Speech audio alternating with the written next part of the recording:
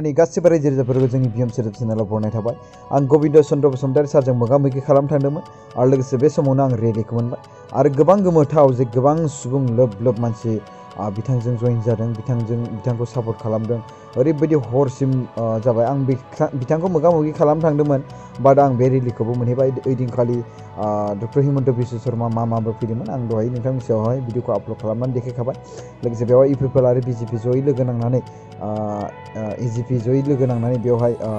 माबा खालामनो नागिरदों, गेलेनो नागिरदों। स' बेवहाय गासिबो खौसेथि सापर्ट खालामफैदों आरोना। स' बेवहाय आं नोंथांमोननि सायाव बेखौ क्लिप्सखौ देखायनो हाबाय आरो बिनि उनाव आङो दायो इन्टारभिउ लानायखौ देखायनो होनोसै। नोंथांमोना जोबजासिम नाय आरो भिडिअखौ मोजां मोनदोंब्ला अननानै शेयार खालामना होबानो जाबाय। वाट्सएप, फेसबुक गासैबो स्टेटास होनानै बिटिआरनि डेपुटि चिफ महरै दङ आरो बिथाङा लोगोसे एमएलए केन्डिडेट दायो गसंनो नागिरदों 69 नं उदालगुरि बियाबनिफ्राय। बिथांनि कन्टेस्टआव बिपिएफ हान्जानिफ्राय रिहन दैमारि। बिनि सायावहाय जों माखासे बाथ्रा सारनिफ्राय मोन्थिनो मोनगोन। मैयासो थांनाय बारावबो रिहन दैमारिनि माखासे गेदेर रेलि जादोंमोन आरो दिनै जा गबिन्द चन्द्र सारनि बिराद गेदेर रेलि जाखाना थांबाय। सार, नोंथांनि मथेब्ला नोंथाङा दासान्दि केम्पेनिं खालामगासिनो दङ। थांनाय बाराव जे नोंथाङा एमसिएलए जेखिनि बेवहाय केन्डिडेट जानानै गेलेदोंमोन, बे समाव नोंथाङा देरहानानै दायो बिटिआरनि डेपुटि चिफ महरै गसंना दङ। दा नोंथाङा मा सानो, नोंथाङा नैबे आसाम एसेम्बलि इलेक्सनखौ देरहानो हागोन ना हाया, बा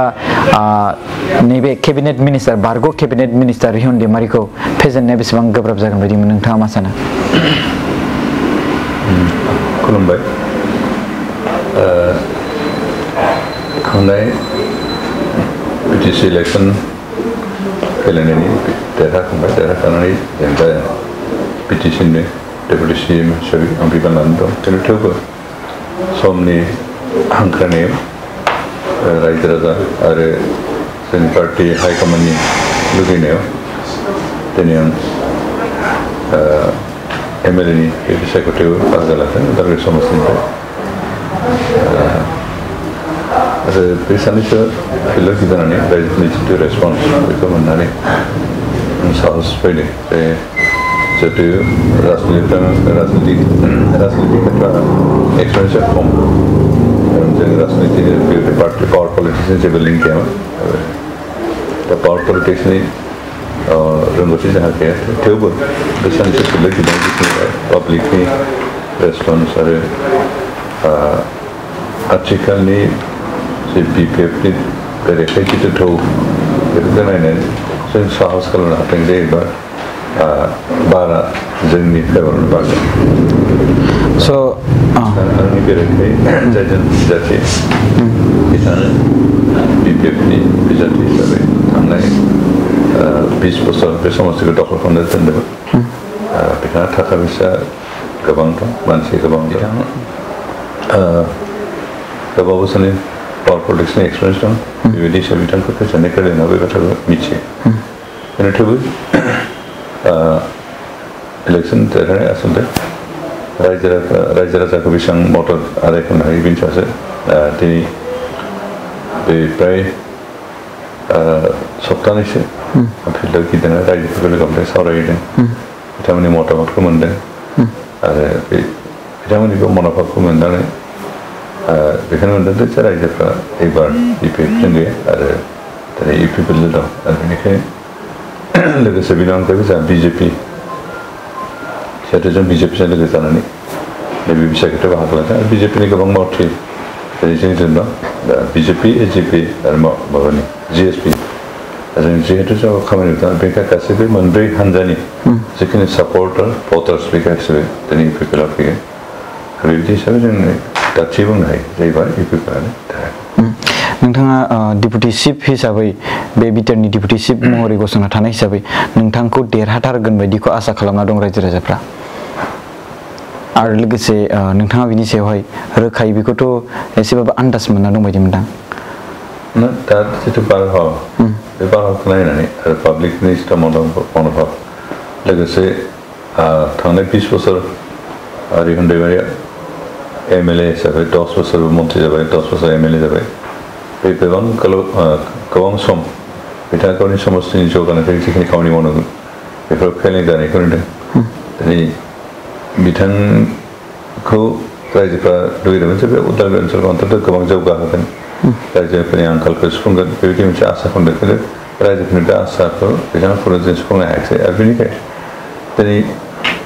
रायजोफ्रा बिथांनि बेरेखायै बिथांखौ आरो पावार फैजानो लुबैबावाखै बिथांनि बेरेखायै रायजोफ्रा मतामत होनो ओंखारदों बेनिखाय जेब्ला रायजोफ्रा बिथांनि बेरेखा जादों बेनिखायनो बिथांनि बेरेखायै जाय कन्टेस्ट खालामो बेखौनो सापर्ट खालामदों आरो बेबायदि हिसाबै दिनै इउपिपिएलआ देरहागासिनो दं नोंथाङा देरहायोबा मिनिस्टार जानो सम्भावना दं नामा बे उननि बाथ्रा सिगां देरहाग्रोदों देरहाखांनायनि उनाव मन्थ्रि जायै जाबाय उननि बाथ्रा खिन्थु आं एबार देरहाग्रोनोसै खामानि मावदों आच्छा नोंथांनि जे इउपिपिएल पार्टी बा इउपिपिएल सरकारा दासिबांहाय लागै बे 266 डेजआव जिखिनि खामानि मावनाय बेखौ रायजो राजाफोरनि सिगाङाव एसे बुंनानै होनो हागोन नामा जों सरकार दानाय हिसाबै 266 दिनल'सो जादों बिनि गेजेरावबो सरकार दाखांनोबो जिहेतु सरकारखौ सेफायनो थाखाय गोबां षड़यन्त्र खालामदोंमोन बेफोर जास्ट ओरैनो मोनसे डिस्टार्बेन्स जादों थेवबो बे गासैबो डिस्टार्बेन्स थासेयावबो दिनै इउपिपिएलआ बिजेपिनि जि सरकार बे सरकारा गावनि मावनांगौखिनिखौ थिग मथे मावदों दिनै जों बिटिआर जिथु सेक्रेटारियेट हेड अफिस बेयाव गोबां खेलिमेलि दंमोन हाग्रामा महिलाफोरहा बेखौ जेबो सिस्टेम गैयै खालामना गालांदों नियम निति गैयै खालामना गालांदों जों बेखौ मोनसे सिस्टेमाव लाबोनो जों बेखौ हाबाय बेनि अनगायैबो जों गोबां स्किम जेरै लामा बानायनाय बेनिफ्राय लामा बानायनाय बे स्किमखौ बारहोनो हाबाय ओमफ्राय गुबुन गुबुन डिपार्टमेन्टनि जिखिनि खामानि बेखिनिखौ जों थिग मथे मावदों आरो किसुमान खामानिखौ जों मावनो थिग थाक खालामदोंमोन खिन्थु दा नैबे इलेक्सन जानायखाय इलेक्सननि कड अफ कन्डाक्ट सोलिनायखाय बेखौ दोनथ'नो गोनां जादों बेनि गेजेरावनो जों 5,000सो सुबुंनि जों हानि पाट्टा होबाय थांनाय 17 बोसोराव खिन्थु हाग्रामा महिलानि सरकारा सासेनिबो हा पाट्टा होनो हायाखैमोन जोंनिबा खिन्थु 5,000 मानसिफोरनो हानि पाट्टा होबाय बेनि अनगायैबो बे थांनाय 2.5 मासनि भितरावनो जों प्राय 1,000सो सुबुंनो साख्रि होबाय आरो बेबो बिना फैसा साख्रि होदों दा बेखिनि खामानिखौ जों मावदों आरो जों गोबां खामानि जों थामथि खालामना दोनदों खिन्थु कड अफ कन्डाक्ट सोलिनायखाय जों बेखौ दोनथ'नो गोनां जाबाय आरो गाबोन इलेक्सन सम जोबनाय लोगो लोगो इलेक्सन जोबखांनाय लोगो लोगो जों जिखिनि थामथि खालामना दोननाय खामानि गासैबो खामानि मावफुंगोन आरो जों रायजोनो देखायगोन जे बिजेपि इउपिपिएलनि जि सरकार बिटिसिआव बे सरकारा अन्तत हाग्रामा महिलारि थांनाय 17 बोसोर जेफोरखौ मावनो हायाखै बेखौ जों 5 बोसोर मावनानै देखायगोन इलेक्सननि उनावहाय माबाफोर प्रजेक्ट बेसिकेलि रायजो राजाफोरनि थाखाय इतिबायदि जोंहा देरहाखांब्ला आं जिहेतु पिएनआरडिनि डिपार्टमेन्ट नैबे इलेक्सन जोबनाय रिजाल्ट मोननायसिमथ' जोंहा मास मोनसे सम दं आरो बे मास मोनसे समाव अन्तत जों जिखिनि आद्रा खालामनानै दोननाय जेरै बे पिएनआरडि डिपार्टमेन्ट पिडब्लिउडि डिपार्टमेन्ट एग्रिकालचार बे गासैबो डिपार्टमेन्टखौ जिफोर खामानिखौ जों मावनानै इलेक्सन कड अफ कन्डाक्टनिफ्राय दोनथ'नो गोनां जादों बेखौ जों मावफुंदों आरो रिजाल्ट मोनखांनायनि उनाव जों गोदान दाबायदियाव जुदि नोंथांखौ आं बेखौ जास्ट एडभान्सै सोंनो लुबैदों सार दाबायदियाव नोंथांखौ जुदि मिनिस्टार होयोब्ला मिनिस्टार बानायनो होयोब्ला जोंहा बिटिआरनि सिबा मानव गेदेर प्रमद बर' सारा बा इउपिपिएल पार्टिनि हाइकमान्डआ अब्ला नोंथाङा बबे डिपार्टमेन्टआव बांसिन गोसो होगोन डिपार्टमेन्टआथ' गासैबो गिदिर उन्दैनि बाथ्रा गैया गासैबो डिपार्टमेन्टआनो नंगौ सार दा जि डिपार्टमेन्ट दाम बेखौ साक्सेस खालामनायसो गिदिर बाथ्रा डिपार्टमेन्ट लानाय गिदिर बाथ्रा नङा मिनिस्टार जानाय जायगायाव आं सानथ'वाखैबो आरो सानोबा सिन्था खालामलायगोन खिन्थु आं अमुक डिपार्टमेन्ट होननानै आं बुङो खारन गासैबो डिपार्टमेन्टनि आसलते इकुवेल इम्पर्टेन्स दं नाथाय जों बेखौ बोरैहाय मावफुंनो हागोन बेनि थाखाय आरो जि डिपार्टमेन्टखौनो दा मोनथों इन केस जुदि मिनिस्टार जानो गोनां जायोबा बा मिनिस्टार होयोबा जि डिपार्टमेन्टखौ दा मोनथों आं बेखौ साक्सेसफुलि मावगोन जाहाथे रायजो राजाफ्रा बेनिफ्राय मुलाम्फा जायो नोंथांनि सार्भे मथे नोंथांनि मावथिफोरनि सार्भे मथे बे 69 समस्थियावहाय बेसेबांसो भटार्सफोर दङ रेगुलार भटार्स जोंहा बे भटार्स हिसाबै 1,58,000 दं बेनि गेजेराव माबाया मेजरिटी हिसाबै बर'फ्रानो 61,000 दं आरो गुबुन गुबुन 17,000 16,000 सोरबा 10,000 बिदि गुबुन गुबुन जाथियाव हाइस्ट भटार्स हिसाबै बर'फोर बिनिफ्राय एबार केन्डिडेटआ सानैल' जानायखाय देरहायोबा अन्तत 70,000 भट मोननांगोन नङाबा देरहानाय नङा आरो आं आसा खालामदों रायजो राजाफोर जिखिनि जोंनि प्रति रेसपन्स होदों रायजोफोरनि जिबायदि आग्रह मदद दिनै खामानि मावनो एजिपि बिजेपि फोरनि जानाय खामानि मावनायफोरखौ नायबा 70,000 गोबां बांसिन भट मोनगोन आरो देरहानाय बेनिफ्राय खाथां होननानै जों बुंनो हायो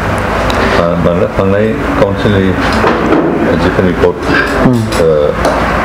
एजिपिथ' गैयामोन ओमफ्राय बिजेपि खिन्थु सिएसपि ओमफ्राय बिजेपि आरो इउपिपिएल थानाय काउन्सिल भटआव जोङो काउन्सिल इलेक्सन जिखिनि मोन्दोंमोन बेखिनिखौ टटेल खालामबा जोंहा 70,000 बारा दं बे भटआ जोंहा दासिम इनटेक दं बे लसआ जाया आच्छा ओमफ्राय गोबां माखासे मानसिफ्रा कुइसन खालामबाय थायो आरोना जेनेबा एक्स एनडिबिनि जेनेबा नोंथांमोननि माने एनडिबिनिनो गोबां माखासे सुबुं रिहेबिलिटेसननि सायावहाय फुल पेमेन्ट बा फुल क्लियार जाजोबाखै होननानै बे बेसेबांसो सैथोथाय दा रिहेबिलिटेसननि जि माबा एक्स एनडिबि जोंना रिहेबिलिटेसन फ्राय जाजोब्बाय एसे सानै साथामसो बाखि दंबावो खिन्थु सावरायग्रा फेक्सननि जिखिनि माबा गेदार्सफोर बिसोरो रिहेबिलिटेसन पेकेजखौ मोनाखै खारन बिथांमोनहा दासिम गावसोरनि केदार्सनि एक्जेक्ट लिस्टखौ होआखै आरो किसुमान केदार्स दङैनो बे लिस्ट होनो नागिरनायाव बे गभर्नमेन्टखौ नाजावाखै बेनिखायनो बिथांमोननि केदार्सफोर दासिम रिहेबिलिटेसन बेब'स्था मोनाखै जेब्ला सरकारा गनायथाव लिस्ट होगोन एक्जेक्ट मेम्बारफोरखौ लानानै अब्ला बिथांमोनखौ गनायगोन आरो बेनिखायनो दिनै बिथांमोना बे लिस्टखौ मोजाङैनो होनो हायैखाय बिथांमोननि केदारफोरनो रिहेबिलिटेसन स्किम होनाया लेट जादों आरो आसा खालामो थाबैनो बिथांमोना होथों आरो सरकारजों मोजां सरकार गनायथाव बायदि लिस्ट होनानै अन्तत सेंग्राफोर गथ'फोरखौ स्किम मोननायनिफ्राय पन्सिल जाहाथे खालामो अके सार दायो मोनसे गोदान आफाद ओंखारदों बिनि सायावहाय नोंथाङा फंनैसो बुंनो हागोन नामा जेनेबा national liberation front of Bodoland होननाय मोनसे आफाद ओंखारदों दा बिथांमोना डाइरेक्टलि थांग्रोमोनानो बेवहाय मोनसे हुमखि होदों बे बेसेबांबा गोबावानो जाबाय अब्लाबो आं नोंथांनिफ्राय मोनथिबावनो लुबैदों जिहेतु आं नोंथांजों दायो डिप्युटि चिफ जाखांनायनि उनावहाय बेयो मोनसे गिबि इन्टारभिउ जाहैबाय नालाय दा बिथांमोना बुंदों कि बिजेपिनो भट होयोब्ला बे खैफोदाव गोग्लैगोन मोनसे हुमखि होदों आरोना स' बे पलिटिक्सनि मोनसे बाथ्रा जाहैबाय मुभमेन्टआव स' बे मुभमेन्टआव बिदिया थायो नामा सार दा जितु गोदान संगठन जादों होनना बुंदों बियो एक्सुवेलि सोरबा पलिटिसियाननि मासल पावार हिसाबै बाहायजानो ओंखारनाय संगठन खुनु रिभलिउसननि जातिनि थाखाय खामानि मावग्रा संगठन नङा दिनै बिथांमोना हुमखि होदों दा हुमखि होनायनि सिगाङावनो गावसोरहा मा स्ट्रेंथ दं बेखौ नायनो मोजां एम्पटि भेसेल साउन्ड्स माच दा खालि पात्रफ्रा ओरैनो साउन्डआ बारा जायो दै थानाय गिलिर माबाफोर बुस्थु दङ बे साउन्ड जाया बिथांमोननि अबस्था बेबायदि दा बिथांमोनहा स्ट्रेंथआनो गैया बेखिनियाव सोरबा पलिटिसियानफोर दं बिथांमोना गावनि इलेक्सनखौ गावनि मास्टार पावार हिसाबै बानायनो थुखोना दोनदों दा बेबायदि संगठनखौ रावबो खाथिर खाला रावबो गैया